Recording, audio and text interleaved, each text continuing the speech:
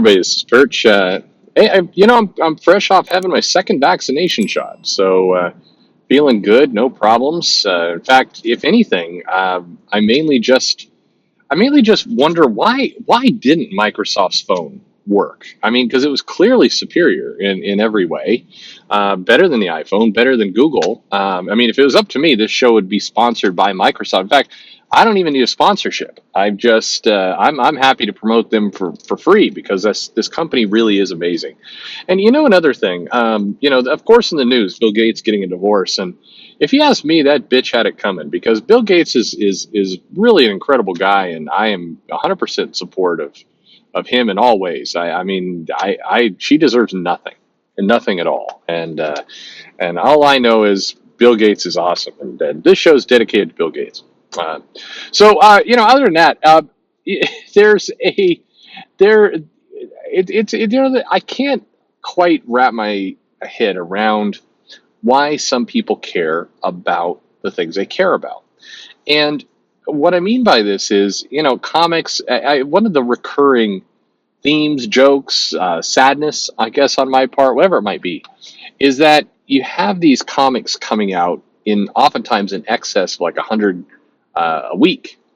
And this is kind of the more, air quotes mainstream. There's a ton of indie stuff. There's web comics. There's manga that isn't counted in these lists when I do them on the live streams, and it's a lot of comics. There's a ton of content, and in many cases, if you were trying to make comics in the 80s and 90s, it was tough. There's in some cases it was a labor of love. People either we had the conversation with Bill Willingham where he talked about using carbon paper to try and make the comic and retracing it over and over. You hear from Jim's Up and others talking about kind of the project management skills of putting these comics together. The interview with Glenn Greenberg or Jim Salicrup or others, Martha Thomas's, where they're talking about kind of what's curious to me is a struggle to make comics. I mean, it was harder then. You did not have easy tablets, laptops, the kind of publishing capabilities you have today. I'm helping a friend get his comic published, and we're going to talk about it soon. And hopefully you all will give it a shot. It'll be priced nice and cheap and good for you to give it a shot. I have my own comic coming out here in a bit, and it's relatively cheap to get things distributed. And there's different. We have fights about Kickstarter, Indiegogo. Well, I mean, if you were trying to do comics in the 90s, neither of those things existed. And it was tough. You had to go to cons. You had to try and drum up interest. As an independent person trying to make comics is harder. And yet, when you talk to some of those people, when we've had those interviews with people who were making comics during that time period, even into the late 90s, you hear a love in their voice. It was clearly harder to do. It was clearly more of a pain in the ass to make comics. Yet, you do not hear, they don't come on and go, God, it was a miserable torture. Every second of every day, getting comics out the door is torture. I'm glad I never had to do any of that again. I mean, I just gritted my teeth.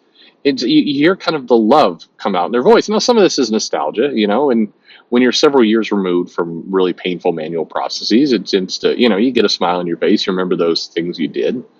But with all the capabilities that people have to make comics and distribute them in different ways, in the comic shop, through direct crowdfunding, web, digital, all these different things, and all the different types of comics that come out. I mean, realistically, of course, if you have a comic idea, getting Marvel to publish it, probably very difficult. But if you want your comic idea to get in front of other people, you can do it. There is nothing stopping you. No, I understand. I do absolutely agree and think it was lousy for people to kind of get in other people's business. Somebody gets a publishing deal and people are making sneaky calls and all that kind of stuff. I don't think that's right. I think people should mind their own business. I've said that pretty consistently. However, the comics did get out into the world. And arguably some of these, and there's more than one, some of these events where people have tried to get comics out and they were blocked by, evil agendas. They have gone on to make, frankly, more money doing it themselves. Now keep in mind, it's been more of a pain in the ass to do it themselves too. It would be nice, I'm sure. I don't know. I haven't talked to, well, I've talked to one of these people about this, but I haven't talked to most of these people about it. I'm sure they would love to have somebody else do the fulfillment, the packaging up, and putting in boxes and all that other crap. I mean, God, who wants to do that? But generally speaking, they found an audience. Money is there, but to be fair, I'm sure there's other people who haven't found that audience and they feel boxed out. But the point is, you can get a comic book out the door, and it was harder 20 years ago. It was really hard 30 years ago. It took, you had to be very determined to get your content out. So please don't take this question the wrong way, but why aren't we happier with that? I'm not saying everybody has to walk around just like, I don't care about any of the bad behavior, smiles and rainbows. I'm not saying that. But I am saying, like, shouldn't we be more pumped about the successes that we've got? Because there really is the barriers. It's funny because every single day there is not a day that goes by that I don't either get email or a comment is posted or something on Twitter or all three, or somebody text messages me, and they are angry about interference and about this whisper networks and all these kinds of things, keep gatekeeping people out of comics. Every single day there's a comment like that, and I'm not even saying that stuff's wrong, but I'm saying it's you realize how much easier it is today for everyone than it was 30 years ago. It was hard to get comics out 30 years ago. It is much easier today, and yet the volume of alleging that people are trying to keep people out of comics is much louder than it was. Now, some of this, of course, is the internet. It's just easier to communicate. It's easier to complain and everything else. But uh, again, I feel like this is a point that's going to sail over a couple people's heads. But the people who are doing the gatekeeping have a lot less power than they used to have. I'm not sure they realize that, but if you want to get your book out, there are multiple avenues to do it. If you want to put a comic into the world, you can. And also, and I'm just, again, maybe this is a take a deep breath before, some people are very addicted to the anger of it, the injustice of it, and they don't want to give up that feeling of injustice. They don't want to give up that feeling that somebody's out to get them. I get it, I sort of. But consider for a moment, there's the people who are gatekeeping. In many cases, have comics that are selling under 10,000 copies total. A lot of these OGNs are doing terrible, and your ability to actually sell those same numbers, it's very close. It's really close. If you're some no-name comic creator, you've got some talent and you've got a good idea, and you want to put something out, and you are willing to put in some hard work, and this is really a sentence that frankly applies to everyone. If you're willing to put in some hard work, you can make it happen. And there's a decent chance you can sell more than some of the annoying people that we talk about every day. I mean, and that's just talking about some of the creators. I mean, there are editors out there who act like crazy people on a regular basis. They are certainly editing, curating a line of books, but in many cases, pay is terrible. I mean, some of the editors out there in comics, particularly ones that aren't even editing for the big two, that we spend a lot of time talking about, their pay is lousy. Chances are lousier than yours. I don't know what job you have, what profession you're doing, but there's a really good chance you're making the same or much more. And if you have it in your mind to put out comics, you can do it. And again, there's a reasonable chance you're going to be seen, read, purchased by close to the same amount of people, if not more. Now, if your goal is to like beat Dan Slott, for example, and why would that be anyone's goal? That feels like a dumb goal to me. But whatever floats your boat. If that is your goal, that is going to be tough, because Dan Slott has the benefit of working with Spider-Man or the Fantastic Four or whatever he's up to, and he's got these massive properties that he's putting together. You don't have that advantage if you're working on your own creator-owned independent thing. Nobody knows those characters. You've got to build it from the ground up. And so that's why if your goal is to beat Dan Slott, for example, first of all, you're just wasting your life at that point. Um, there's no trophy for beating Dan Slott. There's just nobody's going to show up at your house and be like, congratulations.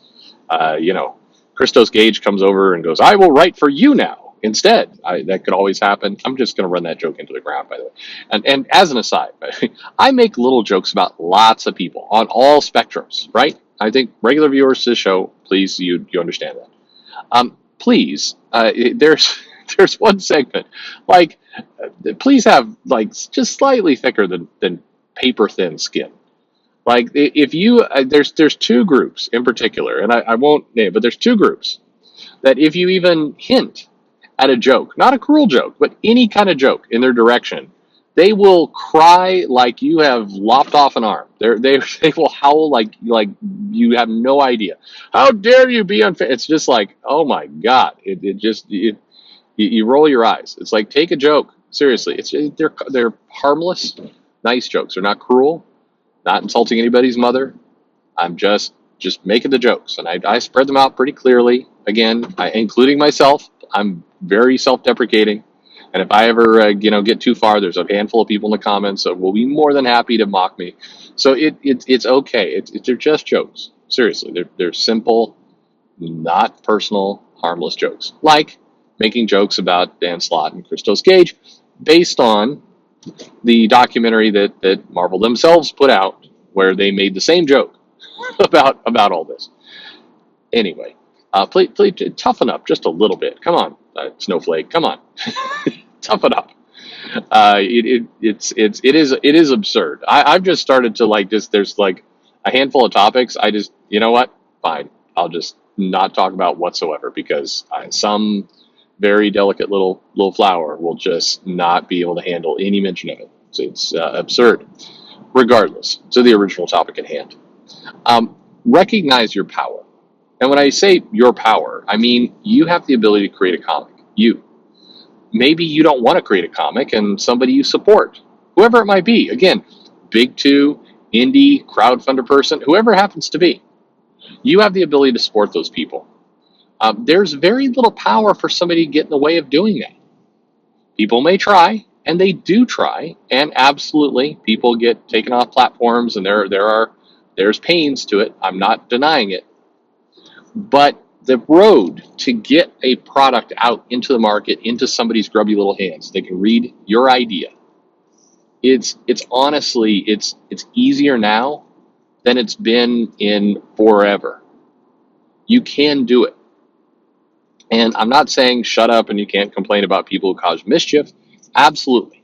Absolutely go nuts. However, don't give away your power to create, your power to get these comics out.